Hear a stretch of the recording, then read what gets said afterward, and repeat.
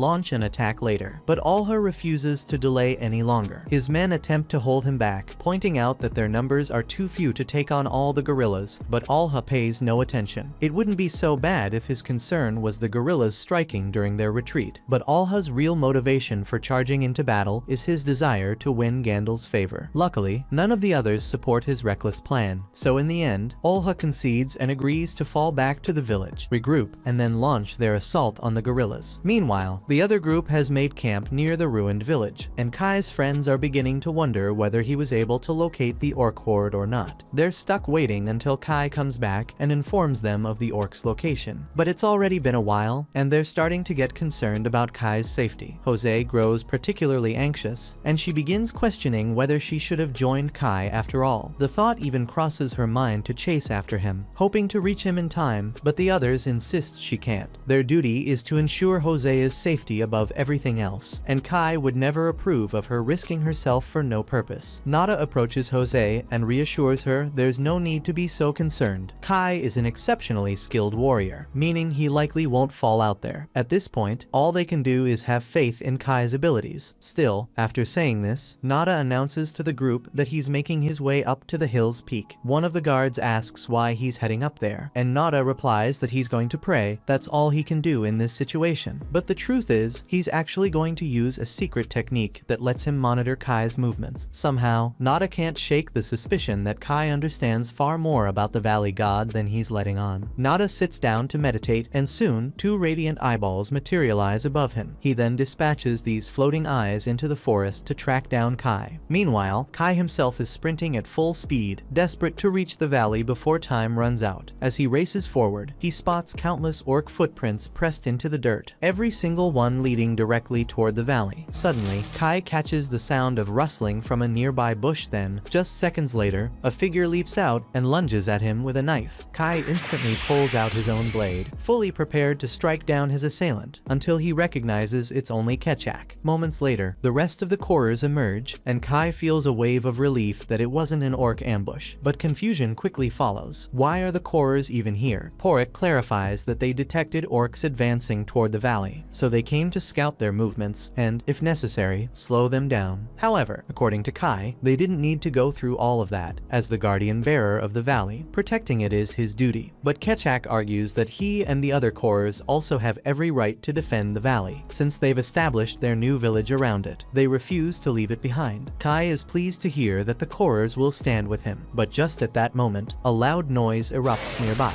Upon investigating, Kai discovers that the orc are indeed heading their way, and to make matters worse, the orc leader notices him, meaning he has no choice but to fight. While Kai is out there putting his life on the line, Gandalf remains in the village, squandering as much of the villagers' food as possible. He slams a plate onto the ground in a show of disrespect, then announces that as an inspector, they must all treat him with the highest level of respect, or else he'll have no choice but to doubt their loyalty to the king. Elsa kneels down to pick up the pieces of the plate Gandalf shattered, but as she does, Gandalf takes a proper look at her and notices just how beautiful she is. Curious, he asks for her name. She is puzzled by Gandalf suddenly speaking to her, but she answers anyway, telling him that her name is Elsa. Gandalf then orders her to pour him a drink. She can see exactly where this is headed, and honestly, the expression on Gandalf's face makes her sick. orc, but given his position, refusing a direct command from him isn't an option, so she's left unsure how to handle the situation. Luckily, Adelia intervenes, sliding a fresh plate of food onto Gandalf's table to divert his attention away from Elsa. She pours his drink herself, cutting off any chance for him to demand it from Elsa. Even Gandalf seems caught off guard by how smoothly he's been shut down. Later, Elsa thanks Adelia for stepping in, but Adelia brushes it off, insisting it was nothing. Abruptly, Olha and Basco return, and Olha is visibly furious that he missed the opportunity to battle the gorillas, so he shouts for someone to summon his father, urging him to assemble a bigger squad to confront them. Meanwhile, Kai's situation unfolds. An orc charges after him, but as it swings its weapon, Kai whirls around and drives his blade straight through its chest. Unfortunately, while Kai was distracted, another orc attempts to ambush him from behind. Just before the attack lands, Kechak intercepts, burying his weapon in the orc's neck. At this point, they've eliminated a significant number of the orc forces, forcing the remaining soldiers to reconsider their assault. But then, their leader appears, moving with calm as he positions himself at the front. He then reveals his divine crest, locking eyes with Kai in a clear display of intimidation. Though Kai sees nothing particularly remarkable about it, Porek immediately identifies the crest as belonging to one of the Rigdaros. Confused, Kai admits he doesn't understand what Rigdaros means, prompting Porek to explain. Among Orkind, there exist 6 extraordinary warriors, each blessed by mighty land gods. These elite fighters are known as the Rigdaros, and their power far surpasses that of any ordinary guardian bearer. Kai shouts a warning for the others to keep their distance. He'll need to unleash his full strength to take down the orc leader. Nearby, Nada watches everything unfold. He already had his doubts, but now, after catching sight of Kai's divine crest, it's unmistakable proof. Kai is the one he's been searching for all along. The orc facing Kai is called a Durakan, and he's fluent in the human tongue. He mentions how unexpected it is that Kai's predecessor has fallen. There hadn't been any recent rumors about the Valley God, making him hard to find. But then, one of his warriors was defeated in this area, so he chose to follow the trail, and just as he expected, it brought him straight to the new Valley God. The Valley God speaks to Kai, commanding him to kill the orc, but Kai was already intending to do just that. Without hesitation, he rushes forward and attempts to stab a Durakan, only for the orc to block the attack and counter, forcing Kai to leap back to evade the strike. Kai tries to thrust his blade into a Durakan once more, but this time, the orc effortlessly knocks him aside and mocks him, calling him weak. Kai quickly figures out that a direct confrontation with a Durakan won't work, so he shifts tactics by diving between a Durakan's legs and attempting to stab him from behind. Although the angle is perfect, a Durakan's skin proves far too tough to penetrate, causing Kai's spear to break. Still, Kai isn't out of moves. Just as a Durakan launches an attack, Kai drops low and drives the broken spear tip straight into a Durakan's side with a swift kick. At last, this manages to hurt the orc, and the Korers are thrilled because Kai could really pull off a victory here. Yet, to everyone's shock, a Durakan's injury heals in an instant. The moment he stands back up, he slams Kai down without hesitation. Kechak wonders if every guardian bearer can do something like that, but Porek explains that what a Durakan just did is far from ordinary. In fact, he's beginning to fear that a Durakan might be immortal. A Durakan raises Kai into the air as the other orcs erupt in cheers, mocking him as a pitiful imitation of a god. Kai tries to break free, but with a Durakan's hand wrapped tightly around his throat. A Durakan tells him that he's going to take great pleasure in destroying everything Kai holds dear. Once he's finished with Kai, he plans to storm the valley and slatter everyone in it, but Kai won't let things end that way. Summoning every ounce of strength he has left, he grabs hold of a Durakan's arm and unleashes a burst of fire. The pain forces a Durakan to hurl Kai to the ground. Kai quickly gets back on his feet, ready to keep fighting, and it's clear the flames are having a solid effect on a Durakan, so Kai intensifies the attack, launching an even greater wave of fire at him. But this time, the flames don't touch a Durakan. He charges straight through the fire and kicks Kai back with brutal force. The others are stunned. How could he have walked through that inferno unharmed? A Durakan smiles and reveals that his god spirit shields him at all times. His divine power lets him heal from or outright negate any attack he comprehends, and now that he's seen Kai's fire trick, it's useless against him. Kai is nearly out of both options and weapons, so he draws his knife and braces himself in a defensive stance. The problem is, he has no clue what move to make next. Physical strikes are completely ineffective, and magic isn't doing much against a Durakan anymore, so all Kai can do now is hope for a miracle. He attempts to stab a Durakan in the side, but the blade breaks the moment it makes contact, leaving Kai with nothing left to try. A Durakan dragon then strikes him down, sending Kai crashing to the ground, and it's starting to seem like he's lost the will to keep fighting. The Korers are deeply concerned, realizing that a Duraken's blessing is far too powerful for Kai to counter. Meanwhile, Nada is worried that if Kai falls here, the power of the Valley God will end up in the hands of the demi-humans. A Duraken gazes down at Kai, calling him a disgrace. Kai's mind races, desperately searching for a solution, knowing that if things continue this way, the valley and everyone inside it will be wiped out. Then, in that moment, Kai notices the rice balls Elsa prepared for him. The sight of those rice balls sparks a memory of all the extraordinary knowledge he holds. He suddenly remembers that he has one more trick up his sleeve, and it's all thanks to Elsa's gift. A Duraken stands over Kai and mockingly asks if he is ready to accept his fate, but Kai is simply planning out his attack. The power of a Duraken's god allows him to nullify the damage of any attack that he understands, but that only applies to things that people know about in this world. Kai isn't entirely sure about all these atoms and molecules flashing through his mind, but one thing is clear: neither a Duraken nor his so-called god has ever encountered them before. That means there's no way a Duraken could counter an attack from Kai's energy blade. Just as a Duraken raises his axe ready to smash Kai's skull, Kai dashes straight at him. Before a Duraken can even register what's going on, Kai slashes through the space between a Duraken's atoms with his energy blade, cutting his arm clean off. A Duraken is stunned, unable to comprehend what just happened, and the Korers are equally confused. They were certain that a Duraken's blessing made him invulnerable, but it's obvious he just lost an arm, meaning Kai must have taken a completely different approach. A Duraken can't accept that he's being defeated, so he lunges at Kai once more, but that turns out to be a terrible mistake. Kai cuts him across the chest, and within moments, a Duraken collapses to the ground,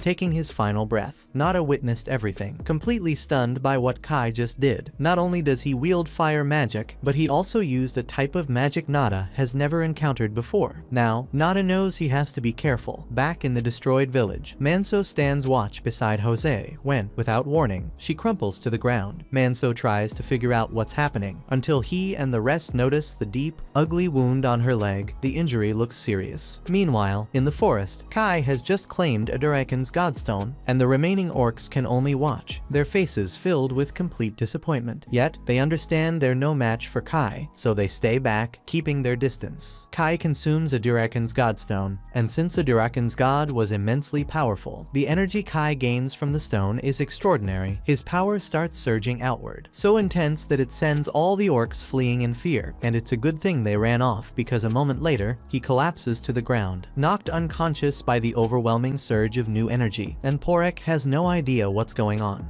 After some time, Kai regains consciousness, but he can't recall much of what took place. Curious, he turns to the Korers for answers. Yet, they're just as puzzled as he is, since everything went blurry after a sudden gust of wind blew through the area right when Kai consumed a Duraken's godstone. Porek suspects the cause may lie in the overwhelming power of a Duraken's land god. He thinks that when Kai absorbed a Duraken's strength, it might have provoked the deity. That strong gust of wind was probably the land god's furious scream, but Kai never imagined that a god's power could trigger something so intense. Now, he finds himself unsure of how to handle the immense strength he's acquired. For the time being, he makes his way down to the stream to rinse the blood from his clothes. After finishing that, he turns to Porek and asks if he noticed anything unusual during the battle. Kai had been too focused to catch all the details, but he couldn't shake the feeling that someone had been observing him. Porek sensed it as well, though he chose to disregard it since there didn't seem to be any hostility. Still, the fact that someone had their eyes on Kai remains unsettling. Kai is ready to return to the others now, so he says his goodbyes. But before setting off, he pauses for a quick lunch. He pulls out the rice balls Elsa prepared for him, and it strikes him that he'll have to find a way to thank her once he's back. Without these, he might not have made it. They might have saved his life. Kai finally returns to the group, and the moment Manso sees him, he alerts Kai that something's wrong with Jose. Without hesitation, Kai hurries over to her and spots the strange mark on her leg, though he has no idea what could have left it. Just then, Nada arrives and mentions that he's seen this mark before, but instead of explaining right away, he first questions Kai about what happened with the orcs he was pursuing. Kai attempts to dismiss Nada's question, insisting they should concentrate on helping Jose first, but Nada presses for an answer, refusing to let it go. Kai lies, claiming he tracked down the orcs only to discover someone else had already killed them. Nada clearly sees through his lie, but exposing Kai out here wouldn't benefit him. Instead, he suggests that if the orcs are truly dealt with, they should focus on getting Jose back to the village for proper treatment. They set off without delay. As they're transporting Jose, Nada notices something suspicious. Kai's shirt is stained with blood. He points this out, remarking how strange it is since Kai insisted he didn't fight the orcs. Kai quickly fabricates an explanation, claiming he must have brushed against one of the dead orcs by accident. The group finally makes it back to the village, but upon arriving, they realize it was assaulted during their absence. As Kai steps through the gates, he spots the troop leader Basco holding one of the wounded men in his arms. Kai approaches him to find out what exactly took place. Basco tells him that the village came under attack from an overwhelming number of guerrillas, but thanks to Vezin's intervention, they managed to push them back. Even so, as is clearly visible, the village suffered heavy damage from the assault. Kai dashes to the refuge area, where everyone who lost their homes has gathered, and calls out for Elsa, praying she survived the attack. To his relief, Elsa's voice echoes from down the hall.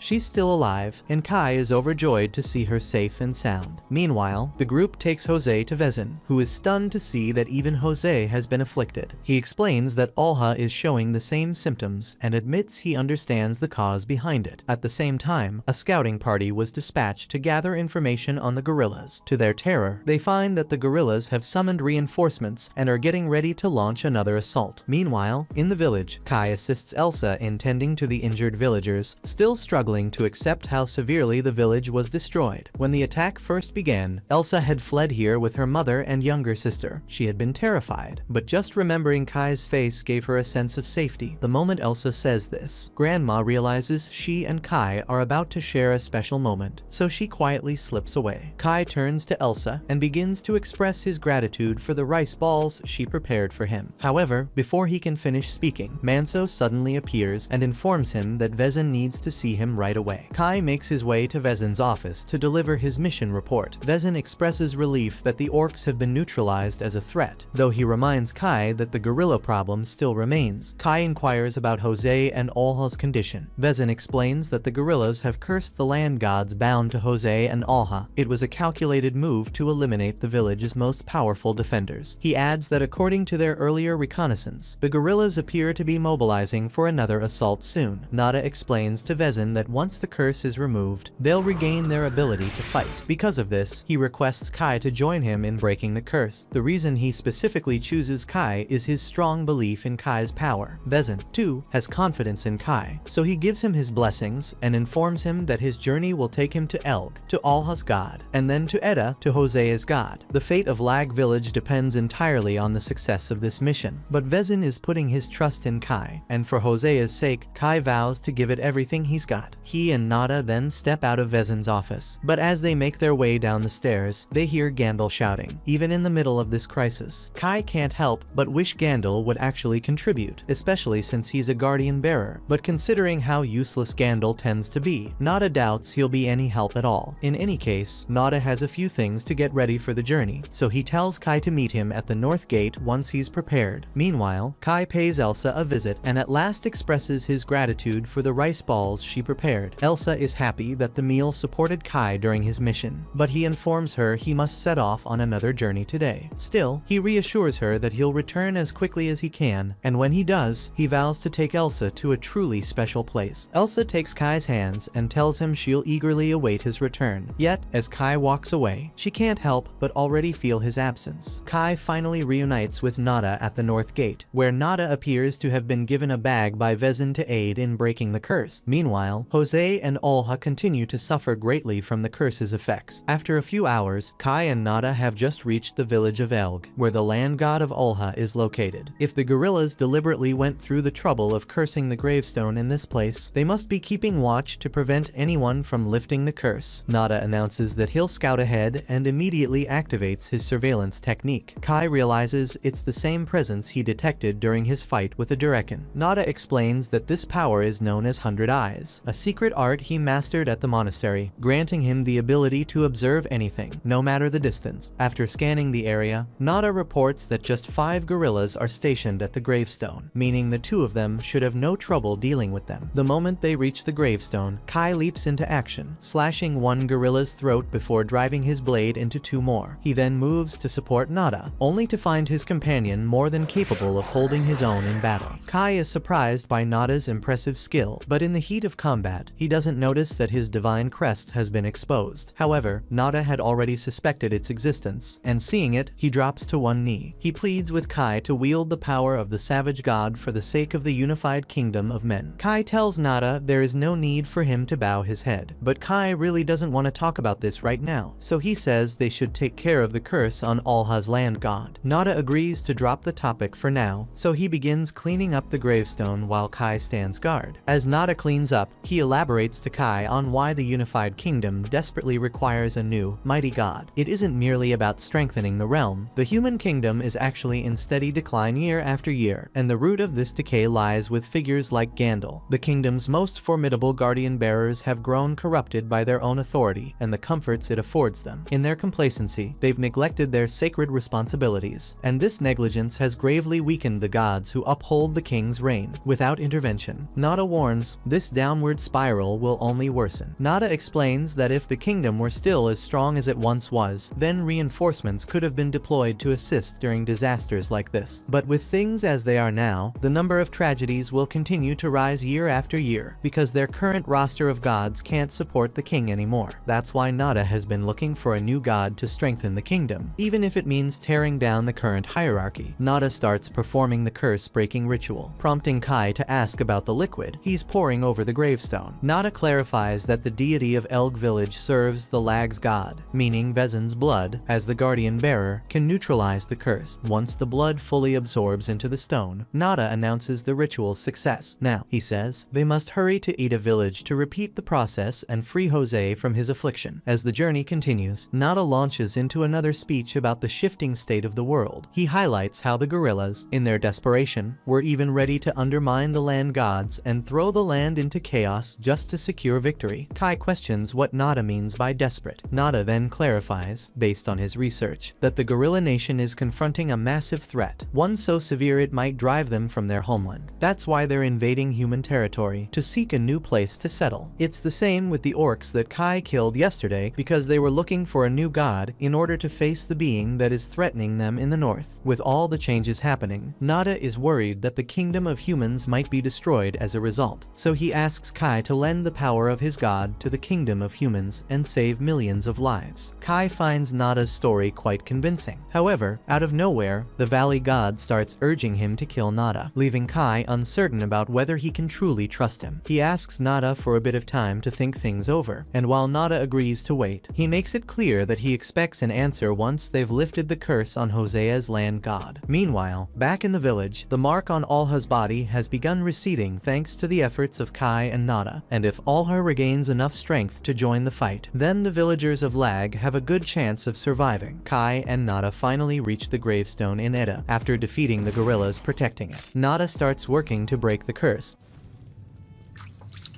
Meanwhile, Kai steps outside for a walk, reflecting on the power he now holds. He's been unsure about how to use it. If it's for a noble purpose, like saving lives, perhaps that's the right path. Still, he can't figure out why the Valley God was so furious with Nada. At that moment, Nada steps outside and questions whether Kai has reached a decision yet, but Kai remains uncertain. Nada attempts to convince him, explaining that by joining the kingdom's mausoleum, he would earn the God King's favor, and with it, a tremendous boost in power. Enough that rescuing the people of Lag would be effortless, especially those Kai holds dear, like Elsa. That makes sense. But Kai also feels responsible for people beyond the village, including the Korers, who have sworn their loyalty to him. Yet Nada insists that he must leave the Korers behind. Kai demands an explanation. Nada then clarifies, the kingdom's mausoleum refuses to accept lowly demi-humans, regardless of their peaceful nature. Humans stand above all, and mingling with other species is simply unthinkable. Kai insists insists that the Korers are anything but lowly, but Nada brushes off his words. Instead, he urges Kai to dedicate his power solely to humanity, no one else. But if those are the kingdom's conditions, Kai declares he has no choice but to decline. As a guardian bearer, his duty is to defend his land god and all who dwell within its domain. Abandoning the Korers is simply not an option. Nada questions whether anything might sway Kai's decision, but Kai remains unwavering in his response. To Nada's surprise, he simply smiles and states that if Kai won't accept the terms, he'll have to let go of recruiting him. For now, he even assures Kai that he'll come up with an excuse to keep his superiors from pursuing him further. Kai genuinely thinks he's being honest, but just moments later, Nada betrays him, stabbing him in the back, and now Kai is bleeding a lot. Kai collapses to his knees, utterly shocked, as he never imagined Nada could betray him in this way. Nada calmly reveals that the blade he just plunged into Kai is a god-killer knife, a weapon capable of piercing a guarding bearer's defenses and draining their strength for a time. He states that Kai's arrogance led him to believe he could wield such power for his own loved ones, when in truth, all immense power must be governed by the kingdom. That's why Nada intends to end Kai's life and claim his power by consuming his godstone. Kai attempts to summon his divine crest to retaliate, but the god-killer knife still lodged in his back. The pain becomes unbearable. Nada forces Kai to the ground and yanks the blade from his back, preparing to deliver the final strike. He assures Kai there's no need to fear, his legacy will be remembered in history. However, just as Nada moves to extract Kai's godstone, Kai slips free from underneath him and launches a kick that sends Nada flying. Back in the village, the townspeople are busy getting their defenses ready for the approaching guerrilla invasion, but anxiety fills the air as they know no reinforcements are coming to help. Vezin warns everyone that the guerrillas could strike at any moment, and while he understands their fear, he promises to do everything within his power to stand and fight alongside them in protect of the village. The men of the village are assembled outside, readying themselves for the upcoming battle, while those wounded in the previous attack, among them Elsa and her family, receive treatment inside the castle's shelter. Meanwhile, on Kai's side, Nada is trying to persuade him to give up and allow himself to be killed for the greater good of the human kingdom. Nada argues that the power of a god could save innumerable human lives. Though Kai doesn't disagree, he also has his own people in the valley to protect, and for that reason, he refuses to let Nada take his power. Nada realizes that Kai is unwavering in his decision, and since his surprise assault didn't work, he braces himself for a deadly battle. But just as he's about to strike, a gorilla suddenly appears and slams into him with an axe. At that exact moment, the assault on the village begins, and while the villagers are putting up the best defense they can, but the guerrillas are throwing too many rocks, making it clear they won't be able to hold out much longer. At that moment, Vezin steps forward to take charge personally, but deeper within the forest. The guerrilla leader nears the battlefield and gives the order to launch their next attack. As a result, the guerrillas begin hurling flaming rocks at the village. Meanwhile, on Kai's side, a massive rock is launched at Nada, forcing him to fall back. But as he runs, he's pursued by a gorilla and strike with an axe, leaving him no choice but to defend himself. Kai could have slipped away now that Nada is occupied, but sadly, two more guerrillas are on the scene, both fiercely intent on killing him. Kai finds himself cornered alongside Nada as the three guerrillas begin questioning them. The leader steps forward, revealing that he is a guardian bearer, and asks both Kai and Nada if they were responsible for lifting the curse that had been placed on the stone in this area. Neither of them answers, but it makes no difference because the gorilla declares he won't allow them to leave this place alive. As it happens, all three gorillas are guardian bearers, which begins to unsettle Nada since he's aware he can't take them on alone. But when Kai figures out that these are the very gorillas responsible for cursing Jose and Alha, he rises to his feet, his eyes burning with fury, and vows they'll pay for what they've done. A gorilla attempts to stab Kai with a spear, but Kai swiftly steps aside to dodge the attack. As the second gorilla swings at him, he leaps backward to avoid the strike. Yet before he can land safely, he gets impaled on the spear and is hurled into the wreckage of a house. Just as the gorilla moves in to deliver a final, deadly strike, Kai manages to rise and slash its stomach. However, the cut isn't deep enough to kill the gorilla outright. Meanwhile, Kai's earlier wounds refuse to heal, all because of that cursed knife Nada used on him. Not long after, Nada arrives and demands to know where the gorillas have gone, but Kai isn't about to let himself be betrayed a second time. He prepares to activate his energy blade, ready to eliminate Nada once and and for all. But before the two can even begin their fight, the gorillas start mocking them from outside. Nada declares that he refuses to allow the power of Kai's god to end up in the gorilla's hands. As one of the gorillas lunges at him, Nada warns them not to underestimate his strength, spinning his staff rapidly to block their strikes. But it turns out he wasn't as powerful as he believed. After just a few brutal blows from the ape, he's sent crashing to the ground, completely defenseless. The gorilla looms over him, lifting its axe for the killing strike. Yet, at the very last moment, Kai leaps into action and rescues him. Nada can't believe Kai would actually help him after what happened between them earlier. But just then, another gorilla charges in, spear aimed straight for Kai. Without hesitation, Nada repays the debt, summoning his flame magic to create chaos and buy them both time to flee. When they finally reach safety, Nada turns to Kai and asks why Kai would rescue someone who'd literally just tried to murder him. Kai mentions that his body seemed to move on its own, which Nada finds amusing. Yet, at the same time, Nada is beginning to grasp why the arbitrator god decided to bestow such immense power upon Kai. Meanwhile, the gorillas have started scouring the area for the two of them, and it won't be long before they're discovered. Nada insists that they must devise a plan immediately. The odds aren't in their favor, but Nada steps closer to Kai and assures him that if he follows his directions carefully, they both might just survive this. Kai questions Nada, asking if he's certain about helping him, because if Kai makes it out alive, nothing would stand in his way if he decided to kill Nada afterward. Nada admits he wouldn't even hold it against Kai if that happened, but that's an issue to worry about another time. Right now, Nada still hasn't had the opportunity to witness the full extent of Kai's power. Though Kai doesn't trust Nada, he realizes he doesn't have many options left, so he reluctantly agrees to follow Nada's plan. With the gorillas closing in on their hiding place, Kai dashes out to distract them, while Nada slips away to find a safer spot. Despite their massive size, these gorillas are especially threatening due to their uncanny ability to blend into their surroundings, making it nearly impossible for Kai to track their exact position. But that's when Nada steps in, activating his 100 Eyes technique to detect the gorillas' locations and alerting Kai just before they strike. Thanks to Nada's warnings, when one of the gorillas attempts to ambush Kai, he spots it in time and swiftly cuts its head instantly. Nada then alerts him to another attacker descending from above, so Kai simply stands his ground and slices it in two with his energy blade. Nada is stunned by Kai's incredible skill, but in his awe, he loses focus on his surroundings, allowing the last gorilla to sneak up on him. Despite Nada's desperate efforts to defend himself, the gorilla manages to stab him through the chest. Nada lets go of his weapon and collapses to the ground. Just as the gorilla believes victory is his, Kai comes crashing down from above and cuts it cleanly in half. The battle is officially over, or at least Kai's part is, because with that spear piercing through his lungs, I doubt Nada is going to hold on much longer. Back in the village of Lag, Olha has finally shaken off the curse's effects and rises to his feet, though he's clearly confused since he has no idea what caused the change. Right then, he hears a disturbance outside and quickly realizes it must be the gorillas, prompting him to try getting out of bed to join the fight. His maid, Akui, tries to stop him, knowing he's still in poor condition, but Olha insists he can't wait any longer. He orders her to bring him a sword and a fresh set of clothes, and since it's a direct command, Akui has no choice but to comply. Meanwhile, Kai is doing everything he can to ensure Nada makes it through, so he pulls him into a house and attempts to give him one of the gorilla's godstones. Nada can't help but laugh at how hard Kai is striving to keep him alive after all that's gone down, and while drinking a godstone would usually be enough to fix most injuries, here it just wouldn't make a difference. Nada explains to him that the gorilla's spear destroyed part of his godstone, and there's no way to repair something like that. His sight is already starting to blur, so he tells Kai that this is where his journey ends. But Kai won't give up so easily. He remembers that he possesses healing magic, so he desperately attempts to use it to save Nada, yet no matter how fiercely he struggles to seal the wound, nothing changes. Nada realizes that Kai is using a healing miracle, and he's stunned that Kai has gained such an ability in addition to his invisible blade. He tells Kai that he's gone beyond the limits of an ordinary human, and that's precisely the kind of strength the world requires at this moment. Nada has already come to terms with his fate, so he urges Kai to stop wasting his efforts on healing him. With a trembling hand raised toward the sky, he begs forgiveness from his high priest for failing in his mission to recover the god. But he has no regrets because he got to witness the arbitrator god's phenomenal power firsthand. Nada then closes his eyes one final time, and as if on cue, rain begins pouring down on Kai. Meanwhile, back in the village, Jose finally regains consciousness, disoriented because her last last memory was passing out in Yuzel's village. Yet now she finds herself in her father's room. Suddenly, a loud crash echoes from outside, and moments later, Akui rushes in to see if she's alright. Jose demands to know what's happening, and Akui quickly explains that the guerrillas have launched an attack on the village. Akui also delivers a message from Vezin. He's instructed that if the situation turns dire, Jose must escape the village to guarantee her safety. The words sting Jose deeply. While she knows her father only wants to protect her, it pains her that even now, he doesn't believe she's strong enough to stand beside him in battle. Jose steps out of her room and is met with a crowd of people packed into the hallway. She turns to Akui and demands an explanation. Akui replies that Vezin ordered all the women and children to take shelter inside the castle until the fighting ends. But that wasn't Jose's real question. What she wanted to know was why these people were being left to wait in the cramped corridor. Jose raises her voice and tells everyone that they can use her room, and they should feel free to use anything inside it as well. She also assures them that the Moloch family will fulfill its duty and defeat the guerrillas, so they don't need to panic. Meanwhile, two soldiers burst into Gandalf's chamber to alert him about the guerrilla invasion, only to find the room empty. One suggests that maybe Gandalf went out to join the battle, but the other immediately scoffs at the idea, knowing full well how lazy their leader truly is. If anything, he probably took off the moment the fighting broke out. And the soldier was correct, because at this very moment, Gandalf is rushing out toward the village gates. Suddenly, a rock comes flying straight at him, and Gandalf panics. It seems all those stories about Gandalf being more powerful than Vezin were nothing but lies. The truth is, he's nothing more than a fraud, and the only reason he ever held any authority was because he'd been hiding behind Nada's strength this whole time. On top of the wall, Elsa has been delivering food to the soldiers to help replenish their energy. She apologizes for not being able to prepare something better, but the soldiers deeply appreciate her kindness. Just as Elsa is about to go back down to gather more food rations, she notices Gandalf attempting to open the front gate, and she starts to wonder if he's heading out to join the fight against the guerrillas. But then she overhears him saying he needs to get back to the capital right away. He insists they open the gates at once, but the men have been struggling for some time and just don't have the strength to do it. Finally, Gandalf notices there's a crank for the gate, so he begins turning it to open the gates himself. When the others see what he's doing, they rush down to try and stop him. They warn Gandalf that opening the gate now could let the guerrillas inside, but he doesn't give it a second thought. Rather than listening, Gandalf chooses to drive his blade into the soldier captain's stomach, then tells everyone to back off and leave him alone. Nobody had ever liked Gandalf much in the first place, but now that he's murdered one of their comrades, they're ready to swarm him. But before they can act, Gandalf seizes Elsa and uses her as a human shield to keep them at bay. He doesn't give a damn about this village or what happens to it. His only concern is saving his own skin. The moment his carriage pulls up, he slashes the rope to release the gates. Still keeping Elsa as his prisoner, Gandalf makes his escape, completely abandoning the village to its fate. So, the moment the guerrillas notice the gate is open, they walk straight through, ready to destroy everything. As the guerrillas walk through, all the remaining soldiers have no choice but to fight, though most stand little chance against the guerrillas. Seeing this, Vezin leaps down from the wall to come to their rescue. He takes down 3 of the guerrillas with ease, but many more remain, making survival in this fight far from guaranteed. Meanwhile, Kai races back to the village at full speed, aware that even Vezin's presence won't be enough to hold off the entire guerrilla troops. He still hasn't figured out the right way to wield his power, but one thing is certain, he's determined to protect the village, and that's exactly what he intends to do. Back in the village elders receive the alarming news that the main gate has been breached, a disastrous turn of events. Yet, Vezin is there, fighting to hold back the guerrillas. Strangely, this only deepens their concern, as they suspect the guerrillas' true target is Vezin's Godstone. Meanwhile, Gandalf is leaving behind the chaos he created, fully aware that the village of Lag is doomed. Still, he takes satisfaction in having successfully kidnapped Elsa for himself. But Elsa has other plans, refusing to let him lay a hand on her, and with a sharp kick, she sends him stumbling back. Back in the village, Vezin is beginning to struggle under the relentless assault of the guerrillas. But then, Manso and the remaining soldiers devise a clever plan. They paint divine crests on their faces, pretending to be guardian bearers, though they're still just ordinary soldiers. The guerrillas don't realize that, and their confidence wavers. That brief moment of hesitation is all Manso, and the others need to strike and take the guerrillas down. Now that the guerrillas inside have all been dealt with, the remaining soldiers attempt to seal off the main gate to prevent any more from entering, although they succeeded in sealing it quickly enough to halt further guerrilla advances. The creatures are now making another attempt attempt to smash their way in. This means it's just a question of when, not if, they'll break through. Manso and the rest urge Vezin to step back and allow them to take control of this zone themselves. They can't afford to put him in danger. Flynn points out that Vezin and the land god are essentially one and the same, so his survival is crucial. As long as he remains unharmed, the village can always be restored in time. At the same time, Kai is nearing the village at last, but the overwhelming swarm of gorillas leaves him stunned. Soon, the gorillas spot Kai, and they immediately charge straight at him to strike, but Kai stands firm, prepared for battle. Back in the village, Vezin briefly considers running away, but then he remembers all the people he promised to protect, and he can't bring himself to abandon them. So he tells Flynn to go check on Jose and Alha, making sure the gorillas don't reach them, while he stays behind to hold the line and fight. Eventually,